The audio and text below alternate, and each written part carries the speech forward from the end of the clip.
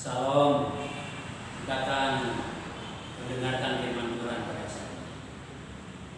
Mari kita akan awali dengan berdoa, biarlah firman Allah menjadi berkat buat kita semua. Bapa kami yang bertahta di dalam kerajaan surga, kami mengucapkan syukur dan berterima kasih. Situasi, kondisi apapun tidak menjadikan kami surut, tidak menjadikan kami lemah, tidak menjadikan kami putus asa. Kami tetap bisa datang di hadirat-Mu dan kami masih bisa mendengarkan sabda firman-Mu. Kiranya Engkau memberkati kami semua, memberkati hamba-Mu yang menyampaikan, dan memberkati setiap anak-Mu yang mendengarkan firman Allah ini. Di dalam nama Yesus kami berdoa dan mengucapkan syukur. Haleluya. Amin. Kita boleh ketemu lagi pada saat ini dan akan mendengarkan firman Allah, di mana firman Allah pada saat ini saya akan ambil di dalam Markus pasal yang keempat, ayatnya yang ke-35 mulai. Pada hari itu, waktu hari sudah petang, Yesus berkata kepada mereka, marilah kita ke seberang.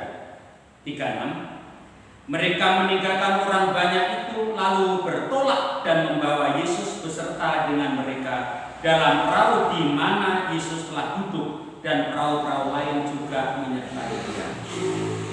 Lalu mengamuklah taupan yang sangat dahsyat, dan ombak menyembur masuk ke dalam perahu, sehingga perahu itu mulai penuh dengan air. Pada waktu itu Yesus sedang tidur di buritan di sebuah tilam.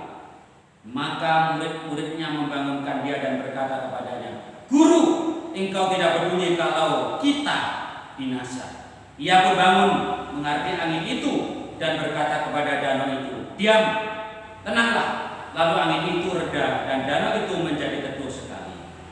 Lalu ia berkata kepada mereka, mengapa kamu begitu takut? Mengapa kamu tidak percaya? Mereka menjadi sangat takut dan berkata seorang kepada yang lain, siapa gerangan orang ini sehingga angin dan danau pun taat kepadanya? Bapak Ibu yang saya kasihi dalam nama Yesus, di mana kalau kita perhatikan di dalam firman Allah ini, siapa awal mulanya yang punya ide untuk pergi ke seberang? Perhatikan di sini. Siapa awal mulanya yang punya ide untuk pergi ke seberang? Kalau kita baca di dalam ayat 35, pada hari itu waktu hari sudah petang, Yesus berkata kepada mereka, marilah kita bertolak ke seberang. Jadi yang punya ide, yang punya gagasan untuk pergi ke seberang, awal mulanya muncul dari diri Tuhan Yesus sendiri. Tetapi di dalam ayat yang ke-36, mereka meninggalkan orang banyak itu lalu bertolak dan membawa Yesus. Perhatikan di sini. Dan membawa Yesus berarti pada saat itu murid-muridnya naik ke perahu itu, di antara mereka murid-murid itu langsung mengambil posisi sebagai pengemudi. Duduk di depan. Olehnya melihat situasi kondisi yang sedemikian ini, Yesus mengambil keputusan. Dia bertolak ke belakang dan tidur. Perhatikan di sini. Dia bertolak ke belakang dan tidur. Itu yang Yesus lakukan. Dan mengapa murid-murid bisa mengambil keputusan yang sedemikian? Karena murid-murid mungkin sudah merasa berpengalaman, sudah merasa sering dan saat-saat setiap hari dan selalu ada di danau itu, atau ada di laut itu, atau ada dalam perahu itu, pekerjaannya memang seorang pelaut. Sehingga merasa dirinya mampu, merasa dirinya bisa, merasa dirinya mantap. Lah inilah yang harus menjadi renungan kita sebagai orang-orang yang percaya. Enggak jauh berbeda kadang-kadang kita yang sudah mungkin lama mengikut Tuhan, sudah lama dibaptis, sudah lama menjadi orang Kristen, merasa mampu, merasa punya pengalaman, merasa hebat, merasa kuat, sehingga merasa dirinya di atas segala-galanya dan tidak mengindahkan Yesus. Merasa mampu dan merasa bisa, itulah sering dihadapi oleh manusia. Olehnya firman Allah berkata di sini ayat 37. Lalu mengamuklah taupan yang sangat dahsyat dan ombak menyembur masuk ke dalam perahu sehingga perahu itu mulai penuh dengan air. Saat perahu tadi berjalan kira-kira mendekati tempat yang ia tuju, gelombang yang begitu dahsyat, angin yang begitu dahsyat sehingga air menyembur masuk ke dalam perahu itu. Mungkin murid-murid pun di sini sudah berusaha semaksimal mungkin menurut kekuatannya, menurut kemampuannya, dia mengatasi untuk menguras air yang ada dalam perahu itu. Dia kuras. Lama-kelamaan tenaga dan kekuatannya habis. Lah di sini inilah biasanya. Kalau sudah tenaganya tidak ada, kekuatannya tidak ada, fisiknya capek, barulah di sini ingat kepada Tuhan. Sadar atau tidak kita sebagai manusia gak lepas seperti ini. Di saat rumah tangganya aman, di saat pekerjaannya aman, di saat keuangannya aman, di saat anak-anaknya aman, di saat ekonominya aman, biasanya di sini ini tidak mengindahkan Tuhan, merasa kuat, merasa mampu, merasa bisa. Di sini baru setelah dibenturkan dengan masalah yang begitu berat, dibenturkan masalah yang begitu dahsyat, barulah di sini biasanya dia menjerit betapa perlunya Tuhan itu. Olehnya ayat yang ke-38 berkata, pada waktu itu Yesus sedang tidur di buritan di sebelah tilam. Maka murid-muridnya membangunkan dia dan berkata kepadanya, Guru, engkau tidak peduli kalau kita binasa. Barulah saat itu dia ingat Guru, ingat Yesus, lalu membangunkannya. Nah, kalau kita melihat di sini pada saat Yesus dibangunkan di situ, Yesus tidak egois. Dan Yesus bangun sesuai dengan apa harapannya, sesuai apa yang dia minta, sesuai apa yang dia hadapi saat itu. Yesus langsung cepat untuk mengambil tindakan dan menolong murid-muridnya yang saat itu sedang menghadapi musibah. 39. Ia pun bangun menghardik angin itu dan berkata kepada danau itu, diam, tenanglah. Lalu angin itu reda dan danau itu menjadi teduh sekali. Akhirnya teduh, tenang. Setelah Yesus ditempatkan dalam posisi yang benar, tidak lagi di belakang, tetapi Yesus ditempatkan di depan, sehingga permasalahan yang dihadapi oleh murid-muridnya saat itu bisa teratasi. Inilah satu hal yang perlu kita contoh. Jangan Yesus ditempatkan di belakang. Jangan sampai Yesus ditempatkan di tempat-tempat yang sembarangan, tetapi tempatkan dalam usahamu, di depan dalam mengatur ekonomimu, di depan dalam pekerjaanmu, di depan dalam studimu, di depan dalam rumah tanggamu, di depan dalam usahamu. Yesus tempatkanlah di depan. Jangan Yesus ditempatkan di belakang. Kalau kita ingin sukses dan berhasil dan bisa terlepas dari cengkraman marah bahaya dan tidak ada di dalam keterjepitan, tempatkanlah Yesus di depan, di atas segala-galanya. Berarti di sini Yesus perlu prioritas. Jangan merasa hebat, jangan merasa mampu, jangan merasa bisa, jangan merasa mapan, jangan merasa tidak ada masalah, karena masalah itu bisa terjadi kapan saja dan di mana saja.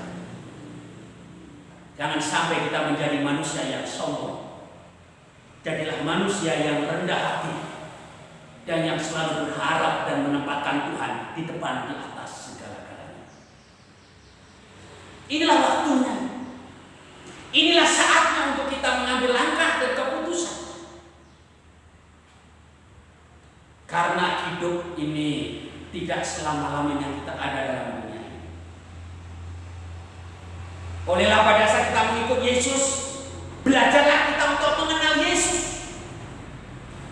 Jangan kita bertahun-tahun sudah dibaptis, bertahun-tahun menjadi orang yang percaya mengaku Yesus sebagai juru selamat, tetapi kadang-kala kita lupa, tidak mengerti siapa Yesus itu dengan sesungguhnya. Seperti murid-murid di dalam ayat yang ke-41.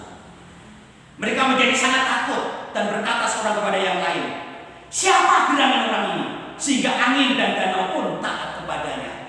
Coba bayangkan, 3,5 tahun menjadi murid Yesus, 3,5 tahun mengikut Yesus, 3,5 tahun pada saat Yesus ke kota, ke lembah, ke hutan, ke padang, ke kota, kemana saja murid-murid ikut dan melihat mujizat demi mujizat yang diperbuat oleh Yesus. Tetapi pada saat menghadapi masalah problem, di saat-saat itu dia berkata satu dengan yang lain, siapa gerangan ini? Berarti murid-murid ini mengikut Yesus, tidak mengenal Yesus dengan sungguh-sungguh, tidak mengenal Yesus dengan benar. Olehnya mari kita sebagai orang-orang yang percaya pada Yesus, belajarlah mengerti Yesus dengan benar. Apalagi kita telah lama mengikut Tuhan. Jangan kita mengabaikan Yesus. Jangan kita menempatkan Yesus di sembarangan tempat.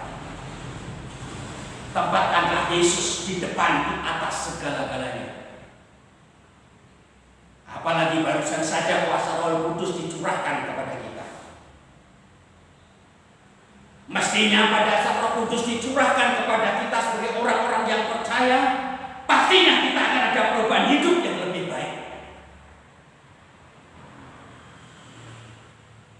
Pastinya ada perubahan hidup yang lebih baik.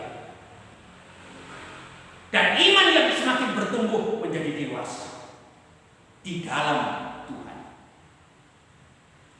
Dan karakter pun berubah. Bukan hanya kerohanian, karakter pun berubah. Sehingga tingkah laku kita, perkataan kita, perbuatan kita, gerak-gerik kita menjadi berkat kepada orang lain.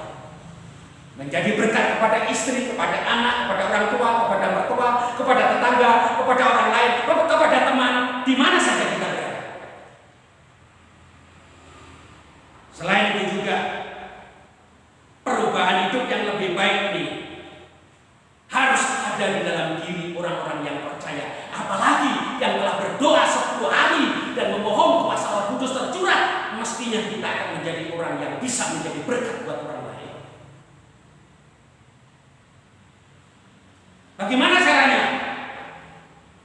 Mari kita akan belajar mengundang Tuhan untuk masuk menguasai hidup kita. Ini penting. Mengundang Tuhan masuk dalam kehidupan kita. Dan yang kedua, kita membuang pakaian yang lama, cara-cara hidup yang lama, sifat-sifat yang lama harus kita tinggalkan. Tuhan tidak akan mencurahkan berkatnya manakala kita masih ada karakter dan sikap-sikap lama. Kuburkan itu. Gantilah perubahan setelah kuasa Roh Kudus tercurah ini.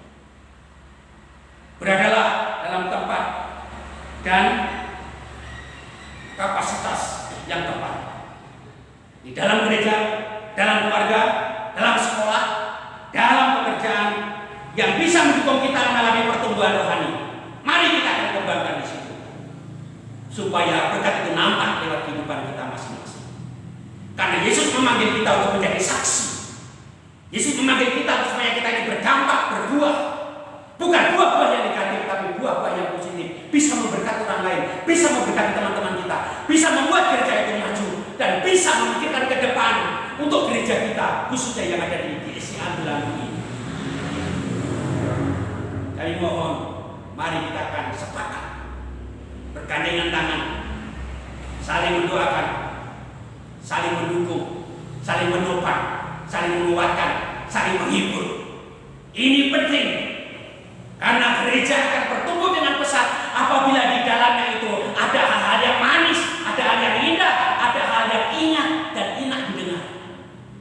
Dan gereja itu akan menjadi gereja yang bertumbuh dengan pesat. Ingat, tempatkan Yesus dengan benar.